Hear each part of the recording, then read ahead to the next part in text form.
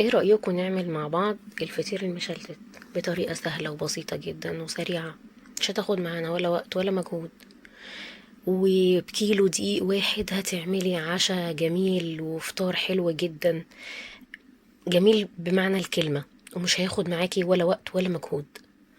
تعالي نقول الوصفة بتاعتنا والمقادير بتاعتنا سهلة وبسيطة. أنا معايا كيلو من الدقيق، ومعايا كمان معلقتين من السكر، وربع معلقة من الملح. انا هقلب المكونات كلها كده على بعض، وهجيب المية بتاعتي مية عادية فترة من الحنفية عادية. هبتدي ان انا انزل بالمية على دقيق بس تدريجي. المج اللي في ايدي ده انا خدت منه كوبايتين بالظبط، كوبايتين من المية على كيلو الدقيق.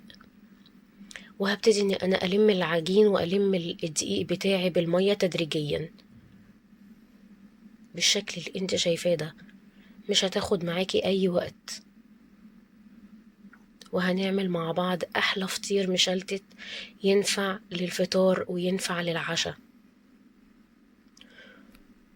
هبتدي ان انا اجمع العجينة بتاعتي كلها كده بالكوبايتين المية. بعد ما جمعت العجينة اهي، هي دي المج اللي انا استخدمته في مقدار 350 جرام من المية. بعد ما لميت العجينة هبتدي ان انا انزلها على الكونتر اللي انا بشتغل عليه او على الرخامة، رش دقيق، وهنزل بالعجينة بتاعتي عشان ابتدي اني انا اخدمها كويس.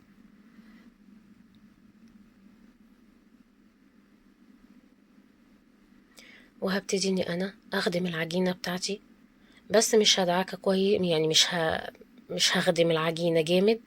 هو بالظبط دقيقتين وخلاص على كده، عشان مش عايزة يبقى ليها عرق. خلاص كده انا لميت العجينة بتاعتي. هبتدي اني انا اقسم العجينة قبل ما ترتاح كل ده مع اول عجنة.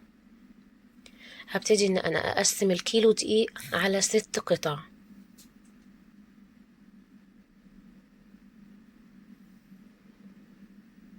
هاتيها من النص الأول، وبعد كده خدي كل طرف واقسميه 3، واعمليها كويرات كده وحطيها في صينية.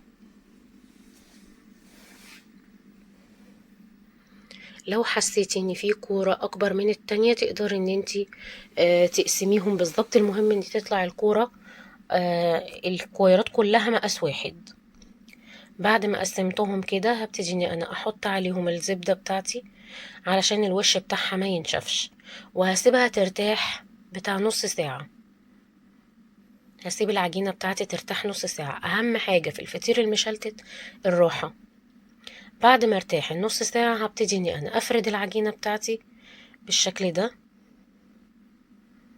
لازم اشوف لوح الكونتر قدامي، بيبقى ليها توريقة معينة. ومع كل طبقة لازم ادهن بالسمنة، سمنة وزيت مع بعض، واجيب كل طبقة من التانية على اللي بعدها.